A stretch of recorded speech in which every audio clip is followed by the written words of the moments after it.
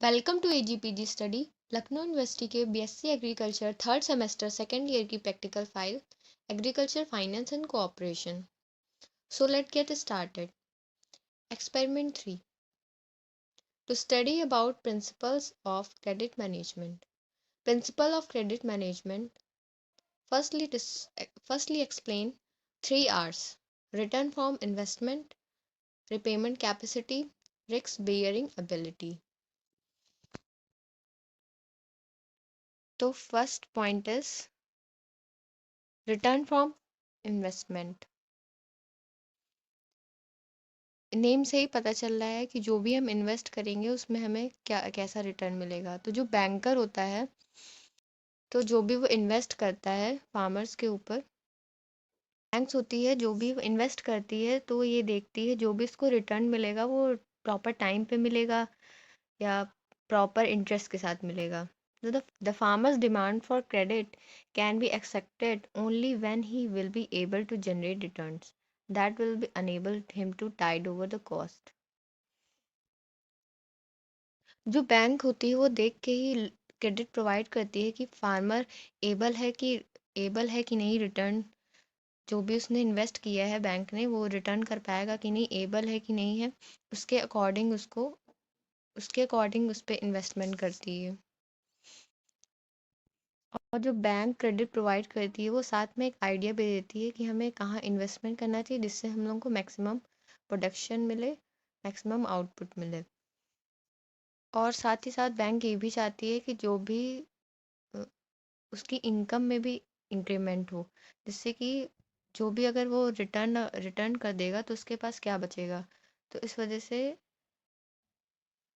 अपनी additional return को store करके रखे या फिर अपनी इनकम से इंक्रीमेंट करे। Then second point is repayment capacity. This simply means the ability of the farmer to clear off loan obtained for the production purpose within the time stipulated by the bank। Means जो farmer इसमें जो farmer ने जो भी loan लिया होता है उसको पूरा क्लियर ऑफ कर देता है with in a limited time. जितना भी उसको टाइम मिला उसके अकॉर्डिंग उसको रिपे करना होता है, उसी को रिपेमेंट कैपेसिटी बोलते हैं। रिस्क बियरिंग एबिलिटी में क्या होता है? It is the ability of the farmer to withstand the risks arise due to financial loss। Risk bearing ability वो एबिलिटी होती है जिसमें कि जो फार्मर होता है उसने कोई क्रॉप ग्रो की है तो उससे तो उसमें उस रिस्क बियरिंग एबिलिटी वो एबिलिटी होती है जिससे फार्मर ने एक लोन लिया है एक साल के लिए, तो उसमें उसको फाइनेंशियल लॉस हो जाता है, उसको इतना प्रॉफिट नहीं होता है उस क्रॉप को ग्रो करने से, तो उसमें उसको रिस्क हो जाता है, तो उसी को रिस्क बियरिंग एबिलिटी बोलते हैं। जैसे मतलब इसमें क्या होता है कि जो क्रॉप हमने ग्रो की उसका अच्छा ईल्ड नहीं मिला, हमें अच्छा ईल्ड नहीं मिला या फिर इरिगेशन प्रॉपर नहीं हुआ या पेस्ट डिसीज ने अटैक कर दिया, बहुत सारी प्रॉब्लम्स होती हैं जिसकी वजह से जो फार्मर है वो उसको फाइनेंशियल लॉस हो जाता है, जिसकी वजह से वो पेमेंट नहीं कर पाता है, वो रिटर्न नहीं कर पाता जो भी उसने लोन लिया होता है बैंक से, तो उसको एक रिस्क लेना पड़ता है। अ, ये रिस्क इस टाइप के रिस्क हो सकते हैं: production risk, technology risk, risk caused by illiteracy and ignorance, institutional risk, weather uncertainty. Then 5 C's। First, character. जो भी इसमें जो क्रेडिट प्रोवाइड किया जाता है वो एक उसमें एग्रीमेंट साइन होता है, वो ट्रस्ट पे ही क्रेडिट वो ट्रस्ट पे ही ट्रांजेक्शन होता है। जो बैंकर्स होती है वो ट्रस्ट पे ही लोन प्रोवाइड करती है बोरोवर्स को। Generally people with good mental and moral character will have a good credit character. Then capacity. Capacity means कि एक इंडिविजुअल ने जो भी उसने लोन लिया है वो एक प्रॉपर टाइम पे कर पाएगा कि नहीं, तो उसके कैपिटल के अकॉर्डिंग उसको वो लोन दिया जाता है। क्या मतलब बिजनेस, कैसा बिजनेस है उसका, कितना लैंड है उसके अकॉर्डिंग उसको दिया जाता है। और उसका एक फॉर्मूला होता है C=F/Y। मीन्स यहाँ वाई को इनकम से रिप्रेजेंट किया गया है, वाई को इनकम से रिप्रेजेंट किया है। तो C=F means function, function of income. Capital को हम तब देखते हैं जब उस फार्मर का कैरेक्टर और कैपेसिटी ना अप्लाई हो रही हो, तब उसका कैपिटल देखते हैं उस फार्मर का। तो capital implies the availability of money with the farmer, मतलब जो फार्मर के पास जो भी उसकी जितना भी उसके पास मनी होता है उसको देखते हुए, और जो भी उसके पास संपत्ति होती है उसको देखते हुए उसको लोन प्रोवाइड किया जाता है। Basically, when character and capacity prove to be inadequate, it is related to repayment capacity and risk bearing ability. Then condition में जो भी फाइनल इंस्टीट्यूशन से जो भी हम लोग लोन प्रोवाइड करते हैं, तो उसमें कुछ कंडीशन होती है, just like detail under the topic procedural formalities, कुछ फॉर्मेलिटीज़ होती हैं जिनको देखते हुए वो लोन देते हैं फार्मर को। Then last, common sense. इसमें बेसिकली लेंडर और बोरोवर के बीच में एक परफेक्ट अंडरस्टैंडिंग होनी चाहिए। क्रेडिट ट्रांजैक्शन करते समय बोरोवर और लेंडर के बीच में एक परफेक्ट अंडरस्टैंडिंग होनी चाहिए, जिसमें आगे चल के कोई प्रॉब्लम ना हो लेंडर और बोरोवर को। After that, seven Ps, principles of productive purpose. Means इसमें ये होता है जो भी लोन प्रोवाइड किया जाता है उससे जो फार्मर होता है वो एडिशनल इनकम उससे जनरेट कर पाएगा कि नहीं कर पाएगा। मतलब एक productive amount is given by the farmer is capable to generate additional income. Then principle of personality. State cooperative bank जो होते हैं वो स्टेट लेवल पे काम करते हैं, और इस बैंक के दो मेंबर्स होते हैं, एक DCCB एंड PACS पैक्स। तो ये जो दो बैंक होते हैं ये इसके मेंबर होते हैं, और ये स्टेट कोऑपरेटिव जो बैंक होता है ये इन दोनों बैंक की एक्टिविटीज़ को सुपरवाइज करता है कि ये दोनों किस टाइप की एक्टिविटी, कि किस टाइप का वर्क ये लोग परफॉर्म कर रहे हैं, अच्छे से कर रहे हैं कि नहीं कर रहे हैं। And they serve as a link between the RBI and the PACS. And second, district central cooperative banks, DCCB। ये डिस्ट्रिक्ट सेंट्रल कोऑपरेटिव बैंक जो होता है ये एक लिंक होता है स्टेट कोऑपरेटिव बैंक और पैक्स के बीच में। ये ये बेसिकली PAC की क्रेडिट रिक्वायरमेंट को कंप्लीट कराता है, और ये नॉर्मल बैंकिंग की तरह ही फंक्शन प्रोवाइड कराता है, such as accepting deposits from public, collecting bills, cheques, drafts etcetera. और इस बैंक का कोई भी मेंबर बन सकता है, जैसे कि कोई सोसाइटी हो या इंडिविजुअली कोई हो, और पैक भी इसका मेंबर बन सकता है। Last, primary agricultural cooperative credit societies, PACS. Consequent to the enactment of Cooperative Societies Act of 1904, PAC came into operation following the guidance of Raiffeisen model. जो पैक्स है वो रैफेशन मॉडल्स पे आधारित है, एंड ये जो पैक होता है ये एग्रीकल्चर इनपुट्स और एसेंशियल कमोडिटीज़ को सोसाइटीज़ तक पहुंचाता है। और इसका जो फंक्शन है, ये DCCB से जो भी टाइमली जो फंड बोरो करता है एडिक्वेट अमाउंट में, वो फाइनेंशियल मैटर्स के मेंबर्स की हेल्प करता है। जो लोकल सेविंग होती है उनको भी अट्रैक्ट करता है in the form of share capital and deposit. They supervise the and use of credit, they distribute fertilisers.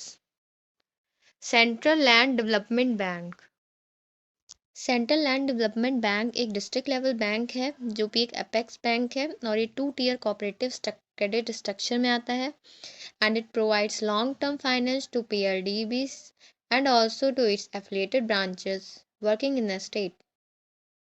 NABARD जो होती है इसकी रिफाइनेंसिंग एजेंसी होती है and last PLDBs primary land development banks. The establishment of Land Mortgage Bank on cooperative line dates back to the year 1920 in Punjab. The specific functions of PLDBs. First, ये long term finance provide करता है farmers को for the development of land. Second, they provide loans for minor irrigations and redemption of old debts and purchase of land. ये minor irrigation related loans को भी provide करता है और जो ओल्ड डेब्ट्स हैं उनको प्लेस करता है और लैंड को परचेस करने में भी हेल्प प्रोवाइड करता है.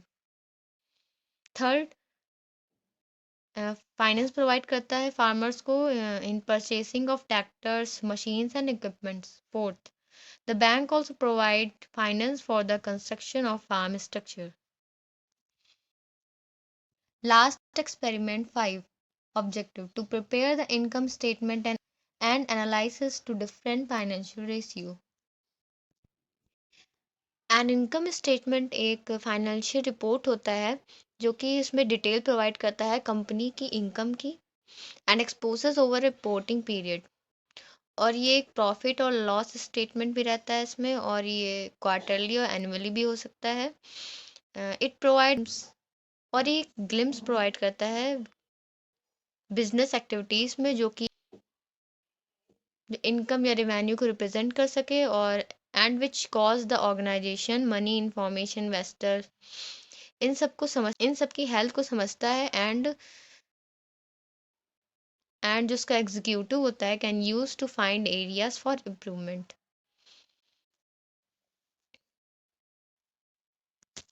Income statement form. Income statement form is also called profit and loss statement. Form income statement is a type form or statement in which tell us agriculture business related economic status or tells about economic condition of other business. In this all type of details related to business like details of cost and expenses are given. Income statement form of farmers agriculture business is given.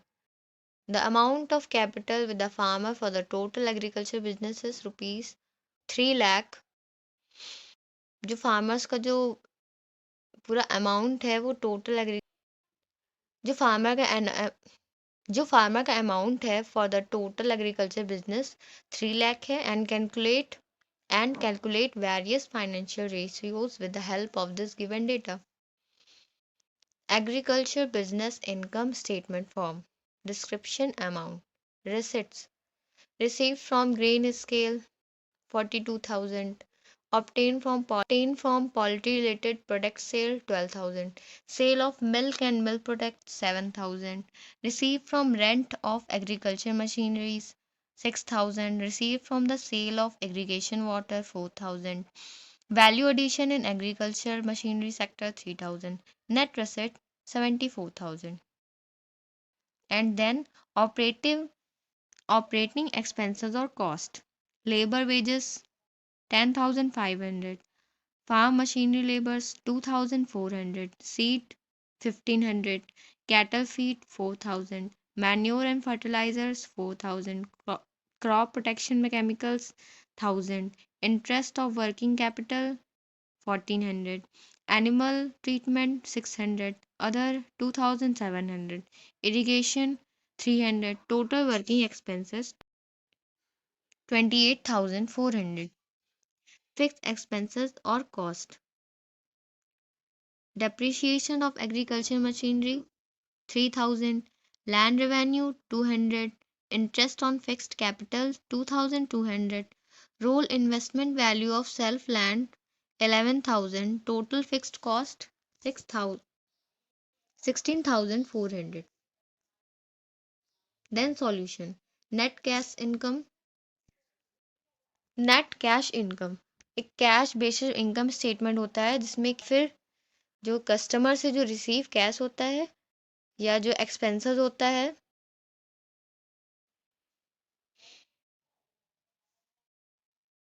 Net operating income by dividing operating expenses from operating revenue means income we can net operating income. जो net operating is equal to, so net operating is equal to total receipts minus total working expenses 74,000 minus 28,400 is equal to 45,600 rupees। Net farm income ये एक total amount होता है agriculture income का from whatever source derived of that person computed in accordance with the rules. जो भी rules के according जो भी पर्सन जो कंप्यूट करता है। Net farm income is equal to total receipts minus total expenditure. ये टोटल रिसिप्ट्स माइनस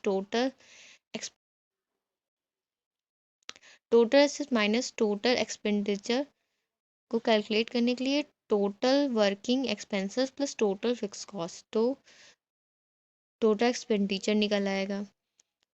तो इसको ऐसे कैलकुलेट कर लिया है तो इसका आंसर वैल्यू आई है 29,200 रुपीज़। फाइनेंशियल रेशियो क्या है? Gross ratio. ग्रॉस रेशियो एक प्रॉफिट रेशियो होता है जिसमें कि हम लोग ये मेज़र करते हैं, कैलकुलेट करते हैं कि नेट स्केल्स पे टोटल कितना प्रॉफिट हुआ है। It shows how much profit the company generate at a particular time period. Means एक पर्टिकुलर टाइम पीरियड में कंपनी ने कितना प्रॉफिट किया है। तो gross ratio is equal to total working expenses upon gross income. Operating ratio ये show करता है, ऑपरेटिंग रेशियो कंपनी की इफ़िशेंसी को शो करता है, कंपनी कैसे मैनेज करती है by comparing total operating expenses of a company to net sales. इसका फॉर्मूला है total ratio is equal to total working expenses upon gross income. तो इसकी वैल्यू है 0.38।